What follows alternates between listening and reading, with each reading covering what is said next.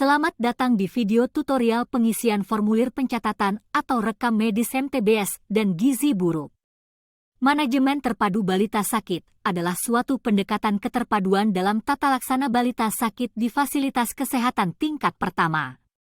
Tujuan dari MTBS sebagai tindakan promotif dan preventif terhadap angka kematian bayi dan balita melalui peningkatan mutu layanan kesehatan.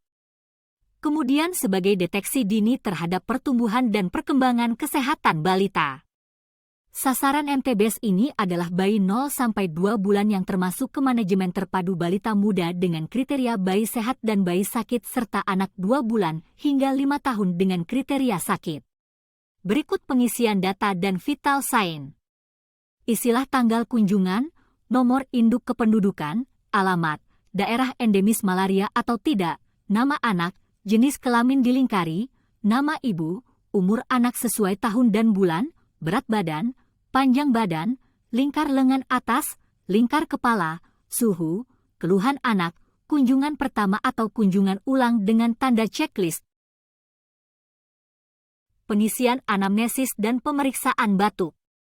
Apabila anak batuk tanda iya, dan lanjutkan pengisian hasil pemeriksaan lama batuk, hitung napas dalam 1 menit, tentukan napas cepat atau tidak sesuai usia, lihat adanya tarikan dinding dada ke dalam, apakah ada wheezing dan cek saturasi oksigen.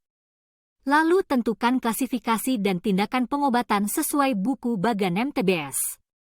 Bila tidak ada keluhan batuk, tandai tidak dan klasifikasi serta tindakan dikosongkan. Selanjutnya formulir anamnesis dan pemeriksaan diare, bila ya tandai ya dan isi berapa hari diare, tandai semua keluhan dan tentukan klasifikasi diare dan tindakan pengobatannya berdasarkan buku bagan MTBS. Selanjutnya pengisian keluhan demam, tanyakan berapa hari demam dan keluhan-keluhan yang menyertai. Apabila demam 2-7 hari dapat dilakukan uji tourniquet untuk menyingkirkan gejala DBD. Lalu tentukan klasifikasi dan pengobatan. Selanjutnya pemeriksaan masalah telinga. Bila tidak ditemukan gejala checklist tanda tidak dan kosongkan klasifikasi dan tindakan pengobatan.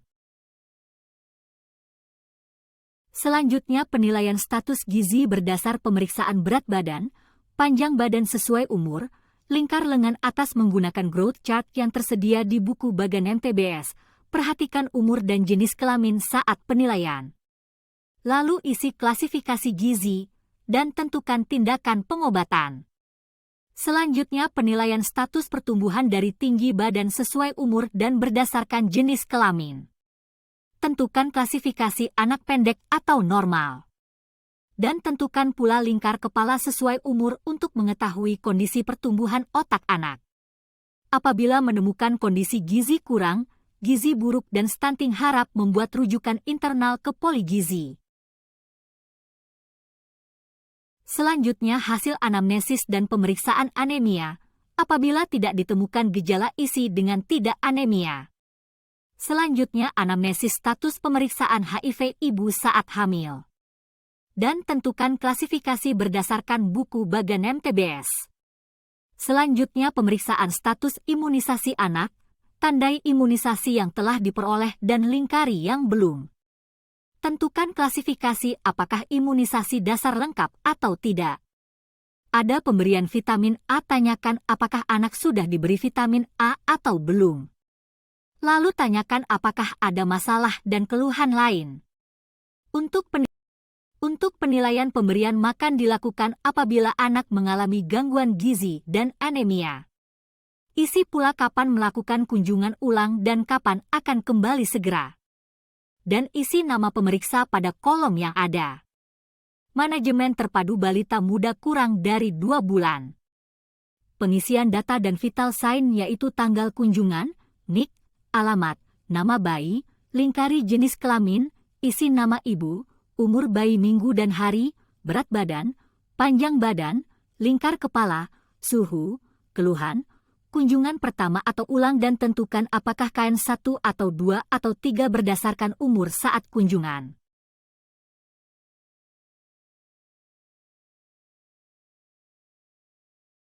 Pengisian tanda penyakit sangat berat atau infeksi bakteri lokal.